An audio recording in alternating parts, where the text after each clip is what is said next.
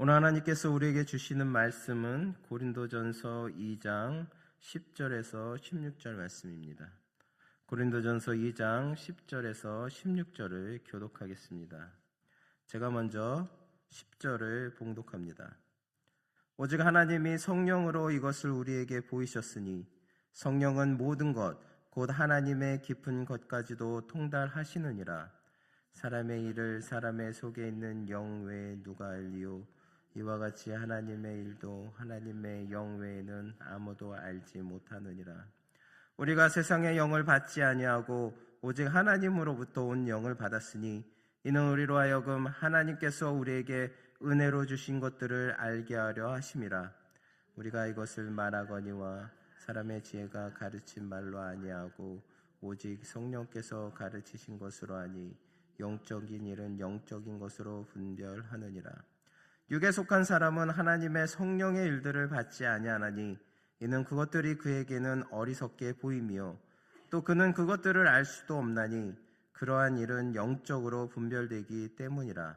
신령한 자는 모든 것을 판단하나 자기는 아무에게도 판단을 받지 아니하냐 하느니라. 함께 읽겠습니다.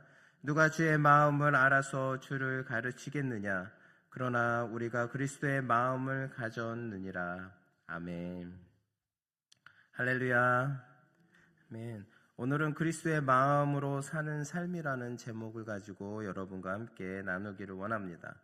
우리는 수많은 정보가 넘쳐나는 시대를 살아가고 있습니다. 스마트폰만 열면 온 세상의 뉴스와 정보가 손안에 들어옵니다. 전문가들의 조언도 많고 삶을 성공으로 이끄는 방법도 수없이 소개되고 있습니다. 그런데 아이러니하게도 이렇게 많은 정보를 접하면서도 정작 나는 어떻게 살아가야 하는가? 하나님께서 내 삶에 원하시는 뜻은 무엇인가? 라는 가장 중요한 질문 앞에서는 여전히 혼란을 느낄 때가 많습니다. 왜 그럴까요? 그 이유는 정보가 많다고 해서 반드시 방향이 생기는 것이 아니기 때문입니다. 이 모습은 마치 라디오의 주파수가 맞지 않은 상태와 같습니다. 주파수가 맞지 않으면 잡음만 들릴 뿐 아무리 좋은 방송도 들을 수 없습니다. 오늘날 세상은 끊임없이 우리에게 말합니다. 더 많이 가져라. 더 높이 올라가라.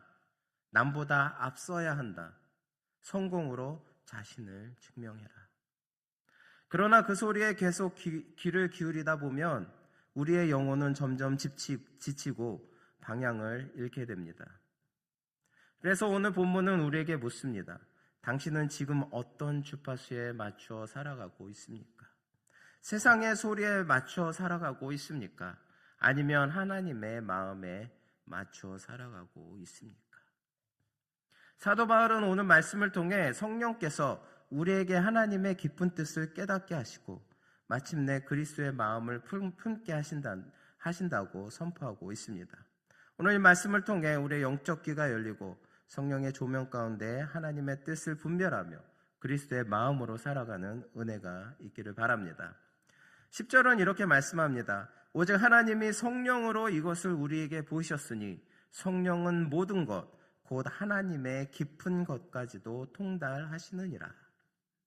여기서 통달한다는 말은 단순히 안다는 뜻이 아닙니다. 표면만 그냥 아는 것이 아니라 깊은 곳까지 꿰뚫어보고 그 본질을 완전히 이해한다는 뜻입니다. 사람의 속마음은 그 사람 자신만이 알 수가 있습니다. 겉으로 웃고 있어도 마음속에서는 눈물을 흘릴 수 있습니다. 마찬가지로 하나님의 깊은 뜻과 계획은 오직 하나님의 영이신 성령님만이 아십니다. 우리는 종종 자신의 경험과 지식으로 인생의 문제를 해결하려 합니다. 하지만 인간의 지혜에는 분명한 한계가 있습니다. 많이 안다고 해서 하나님의 뜻을 아는 것은 아닙니다.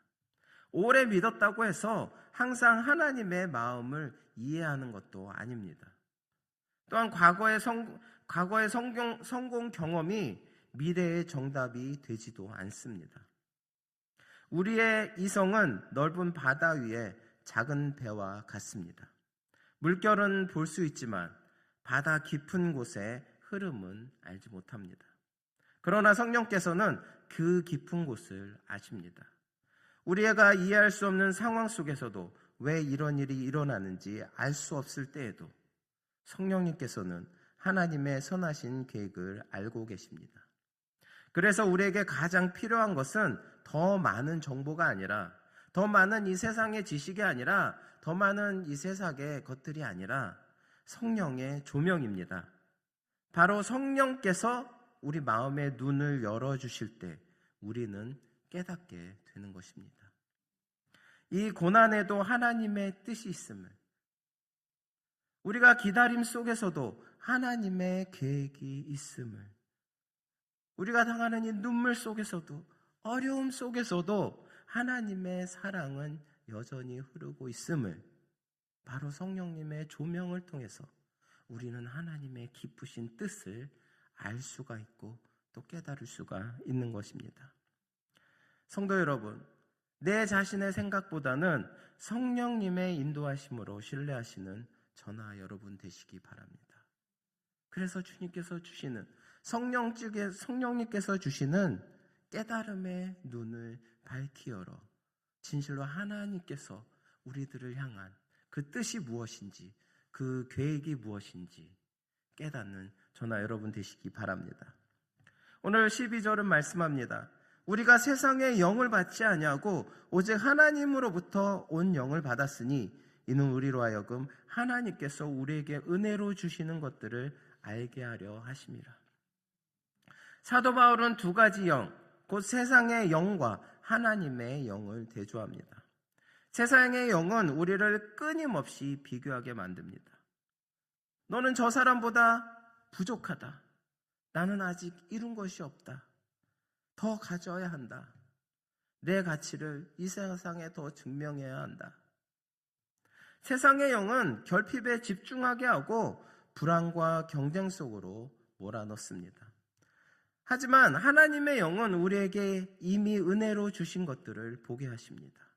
구원의 은혜, 하나님의 자녀된 신분, 우리 주신 가족, 교회, 또 하나님께서 주시는 건강, 또 오늘 하루, 또 고난 가운데 늘 함께 하시는 우리 주님. 성령을 받은 사람은 없는 것을 바라보며 원망하지 않습니다. 이미 받은 은혜를 깨닫고 감사하게 되는 것입니다. 그러므로 성도에게 가장 중요한 것은 성령 충만입니다. 성령께서 우리 마음을 다스리실 때 하나님의 뜻이 선명해지고 복음에 대한 확신이 흔들리지 않게 되는 것입니다. 성령님께서 우리 마음을 다스리실 때 우리가 어떠한 어려움이 닥칠지라도 어떠한 문제 앞에서도 흔들리지 않고 오직 주님만 바라볼 수 있게 되는 것입니다. 누가복음 11장 13절에서 예수님은 말씀하셨습니다. 하늘 아버지께 구하는 자에게 성령을 주시지 않겠느냐. 누구든지 하늘 아버지께 구하는 자마다 성령님을 주시겠다고 주님께서는 말씀하셨습니다. 주님께서는 약속하셨습니다. 성령은 구하는 자에게 주시는 하나님의 선물입니다. 그러므로 우리는 날마다 기도로 성령의 충만함을 구해야 합니다. 성령 충만함을 날마다 기도로 구하심으로 하나님의 깊은 것까지도 통달하시는 저나 여러분 되시기를 바랍니다. 오늘 13절은 말씀합니다. 영적인 일은 영적인 것으로 분별하느니라. 세상의 기준으로 보면 원수를 사랑하는 것, 손해보면서 그저 섬기는 것, 먼저 하나님의 나라를 구하는 것, 이 모든 것이 너무나 어리석게 보일 수 있습니다. 그러나 성령께서 깨닫게 하시면 그것이야말로 가장 지혜로운 삶이라는 것을 알게 되는 것입니다. 진짜 지혜는 세상에서 오는 것이 아니라 성령의 가르치심에서 오는 것입니다. 세상에서 원하는 것들을 내가 할 때 우리가 지혜를 얻는 것이 아니라 성령님께서 주시는 가르침을 통해 하나님께서 진정으로 나를 통해서 원하시는 것이 무엇인지 그 삶 가운데 따라갈 때 그것이 진정한 지혜인 것입니다. 성도 여러분, 우리 모두 성령을 통해 거듭난 자들로서 하나님의 영을 소유한 하나님의 신령한 백성들입니다. 따라서 우리는 성령의 조명을 통해 하나님의 신령한 일들을 분별하며 그에 합당한 생활을 해야 합니다. 비록 그 삶이 어리석게 보일지라도 성령의 조명하심을 받아 하나님의 신령한 일들을 깨달아 알고 그에 합당하게 생활함으로써 일생 동안 하나님의 신령한 백성의 모습을 지니고 사시는 저나 여러분 되시기를 바랍니다. 오늘 마지막 16절은 우리에게 놀라운 선언을 들려줍니다. 함께 읽겠습니다. 시작. 누가 주의 말씀을 알아서 주를 가르치겠느냐? 그러나 우리가 그리스도의 마음을 가졌느니라. 얼마나 놀라운 말씀입니까? 예수님의 마음이 우리 안에 있다는 것입니다. 바로 그 그리스도의 마음이 우리 안에 있다는 것입니다. 예수님께서 느끼셨던 긍휼, 예수님께서 품으셨던 그 사랑, 예수님께서 가지셨던 순종의 마음이 성령을 통해 우리 안에 주어졌다는 것입니다. 우리 안에 성령을 통해 그리스도의 마음이 전해지면 바로 그리스도의 마음을 가지면 사람을 보는 눈이 달라집니다. 나를 힘들게 하는 사람이 단지 미운 사람이 아니라 하나님의 사랑이 필요한 영혼으로 보이기 시작합니다. 또한 세상이 중요하게 여기는 성공보다 하나님이 기뻐하시는 삶이 더 중요해집니다. 내가 얼마나 인정받았는가 보다 하나님께서 나를 얼마나 기뻐하게 여기시는가. 그것이 바로 기준이 되는 것입니다.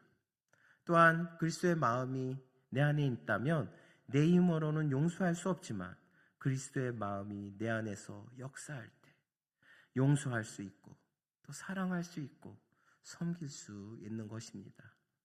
그러므로 우리는 세상 속으로 보내심을 받은 작은 그리스도인입니다. 성령의 조명 가운데 말씀을 깨닫고 하나님의 뜻을 분별하며 그리스도의 마음으로 사랑하고 섬기며 살아가야 할 것입니다. 사랑하는 성도 여러분, 혹시 지금 삶의 문제 앞에서 답을 찾지 못하고 계십니까?